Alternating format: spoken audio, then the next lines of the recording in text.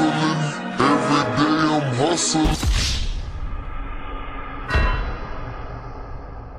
Got the worst family on TikTok is scamming fans now. Americans, I feel like doing chores is a tedious task. I probably procrastinate about it. I hop on my couch and I start scrolling on TikTok. But if there's one thing and one thing only that will make me hop up ASAP from that chair, is running into a new Resilient Jenkins video where I find out that this is the nastiest family on TikTok. When you are washing anything with a rag that can collect lots of bacteria, unless you're immediately throwing that into some sort of cleansing system after you're done using it, I think it needs more than warm water. And as we can see, it seems that she just leaves them in the tub. And you may be wondering why the abundance of washcloths in the bathtub, and here's the reasoning behind that. I gave up on the concept of wet wipes like a freaking few months ago.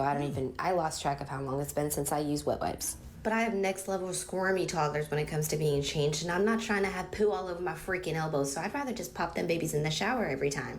And if that means they need to have 3 showers a day, so friggin' be it. So you do what you do, I do what I do type of situation, because you want to sit there and judge me, baby, you could learn some things from me, okay?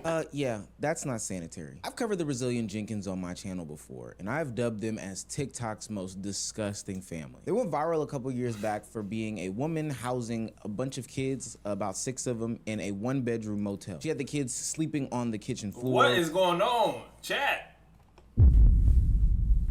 Night vlog. Family 6 going on 7. What? When you have 1 bedroom with 6 people, a bedroom becomes more essential than a dining room, man.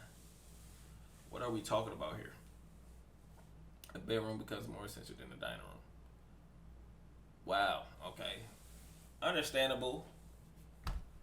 With mats and other dirty things on the ground. It was quite disgusting. And this was a viral trend not too long ago on TikTok. You know, the app that tries to make everybody a creator. People were showing the situations that they were in and then ultimately galvanizing their audience in order to help them out. Well, the difference between the Resilient Jenkins and those other families is that they don't necessarily want your help. They've realized that it's easier to monetize their life and their living in squalor as opposed to, you know, getting out of that situation. This consistent nasty behavior and posting it on social media has shot the Resilient Jenkins into new heights. But now we're back because a few things have happened that are just outrageous. Stephanie Jenkins has a new dirty scam going on with washcloths. She's apparently berating her followers for having more money than them. And apparently we have to answer the age-old question of if she is pregnant again or not. But before we get into that, make sure you hit that subscribe button. It goes a long way for the channel. I promise you we couldn't do this without the community. We just crossed 130K subscribers. Thank you for that. What? And we're hoping for 130K plus more. Now, back into the video. If you aren't familiar with this type of content, be warned, it's about to get very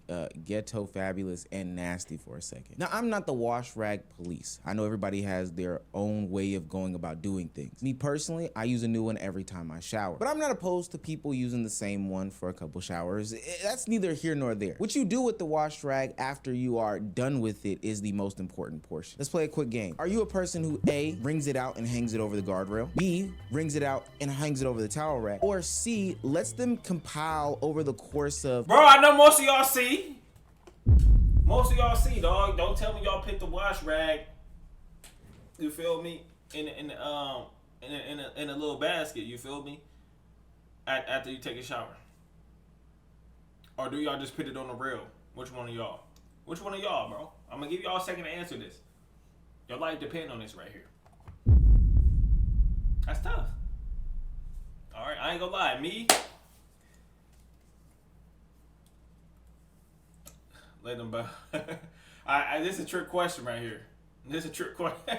This is a trick question, man. I throw mine in a basket, man. I got plenty of towels. Though you, as a man, I feel like you should never run out of towels. Facts. You feel me? You always gotta have more towels than anything, bro. Because female come over, all types of stuff, bro. Facts, man. Also get in the gym.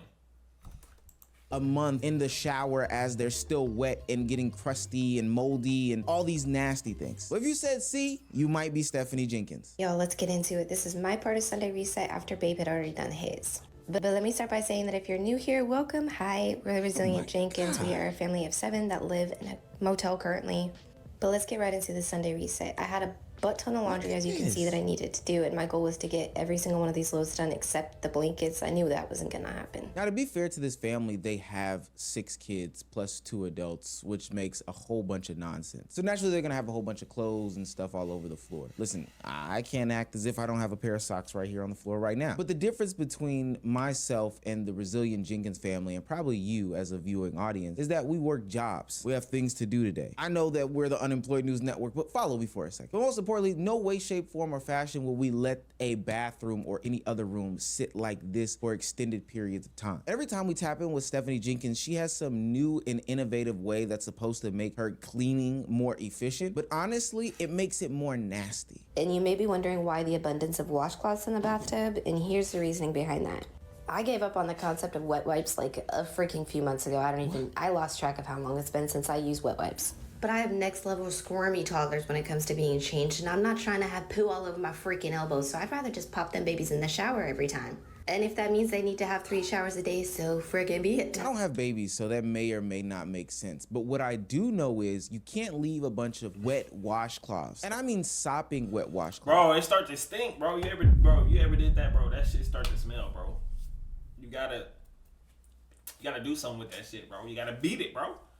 At the bottom of your shower. Whether it's mold or mildew, whether it's Uchi Wally Wally or one mic, that's disgusting. One of the main issues that I took away from that whole shower cleaning situation was the fact that how are you distinguishing which rag is which? It all just looks like somebody washes their body, plops a rag in the corner. Somebody washes their booty, plops their rag in the corner. Everything just goes in one central place for disgusting germs and bacteria to grow. I feel like I even saw a bowl in the shower as well. But don't worry, Stephanie Jenkins has that all filled out. You know, the library has the Dewey Decimal System. Stephanie has the Doo-Doo Decimal System, meaning that these rags are for one thing and these other rags are for another thing. Honestly, y'all, I can't tell sometimes. What? Would I prefer washcloths versus wipes? If you just like to make up crap because it benefits your views. Bro, so you telling me you use your towel? Use the towel to wipe, you feel me? You know what I'm talking about, to wipe. Instead of, I don't know. Sometimes you gotta get creative. You feel me? I don't know who all do this. I don't have kids, so. And you like continually see the pattern of every time you speak some crazy crap about me, you get the views, and you know, whatever. So let's break it down for you. I really think I didn't separate them. I'm washing my baby's bums with the same rags that I wipe the floors, and I do. Oh no, that's crazy.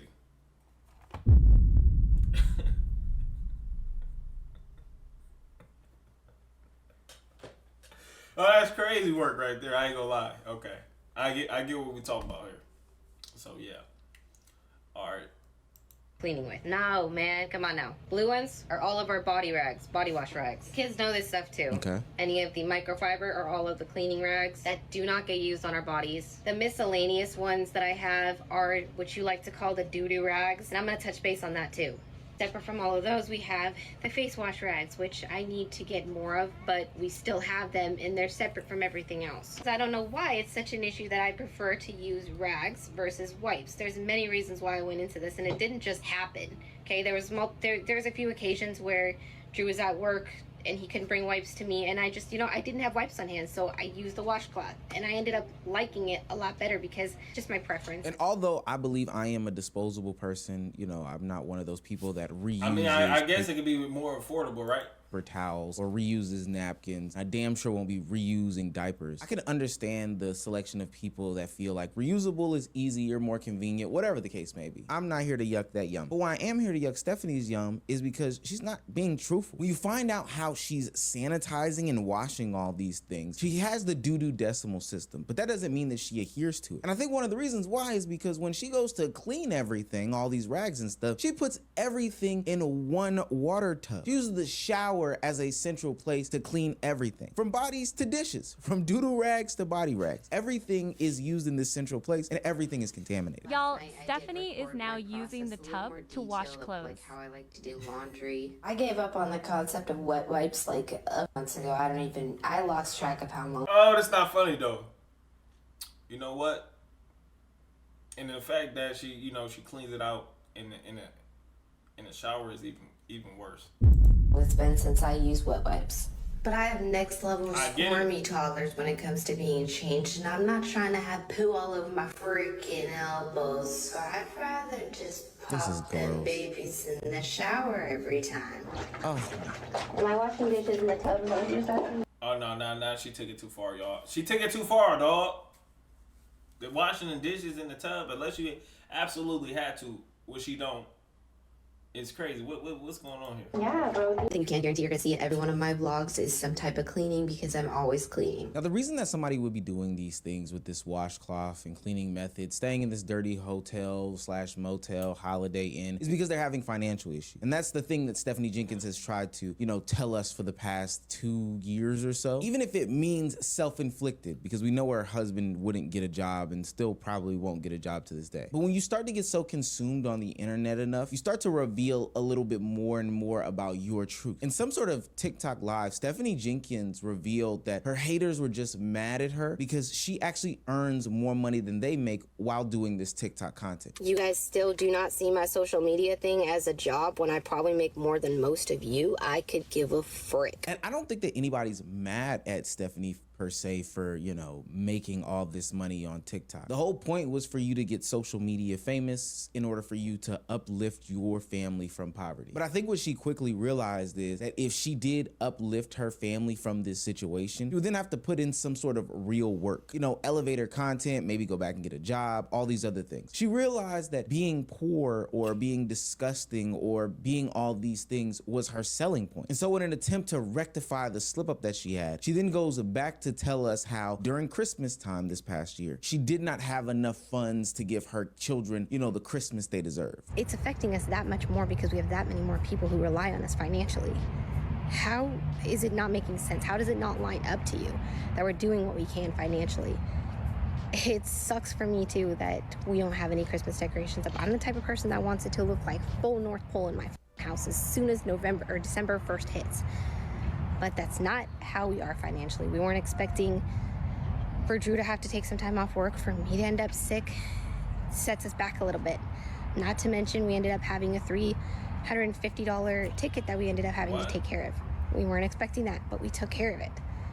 Yeah, it sucks that we do not have Christmas set up for our children yet. So she starts out by saying after the 15th, they are going all out with Christmas. But we know that we're gonna do the best we can to make it a magical Christmas despite. And it may just be a fat 10-day Christmas nonstop, make you sick of Christmas for 10 days straight, because as soon as the 15th hits, we will be doing what we can to celebrate Christmas. The problem to me with this thought process and philosophy is that, pay transparency from creators is pretty well known. And we can just scroll up and down her page, whether it be Instagram, whether it be Facebook, whatever it is. We can tell that she's getting some sort of income from the social media platform. Hell, with some of the money that they got, they even bought a new car recently. So you're telling me that you have the funds to pay for a new car. Wait a minute. How did that work? So you got a new car, but you didn't have the financial. What is going on here, man? I believe people priorities are all messed up.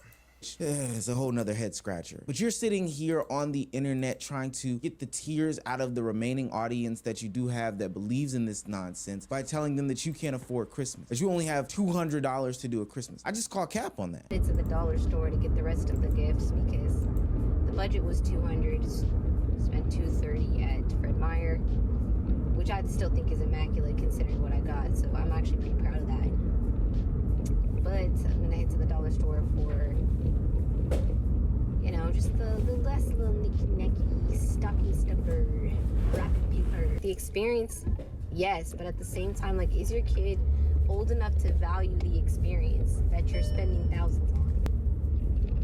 That's up to you to decide, but for me and Drew personally, we've decided we're not gonna even beat ourselves up for the fact that we can't do an abundance of gifts this year because it's not the year we want to do it. We want to wait till our kids are preteen, a little bit, or first teenage year, 13, 14, whatever. And we just want to go crazy and spoil the crap out of them with stuff that's going to last a few more years that they're going to be interested in. And I don't think that there's anything wrong with not having funds for Christmas, you know, setting expectations for children, all these other things. While I wish things would be different, sometimes people got to do what they got to do. They're not my pockets. Who am I to judge? What I do have a problem with is in one breath, you brag about how much money you're making on social media, and then on another note, you try to tug on the heartstrings of this audience, saying that, you know, I ain't gonna lie. This right here, it's the thing about social media, man. A lot of people come to social media thinking like, you know, these content creators or these people that are making money on social media are trying to brag. But most of the times when people do that, it's usually like, all right, it's the hate, man. When you get hate, that's the first thing you gotta say. That's the first thing most people say, the money. Now, one thing we need to start getting together, because I know they learned that from all the other previous content creators, like, oh, we making money. What we really need to say is, you know, we being consistent.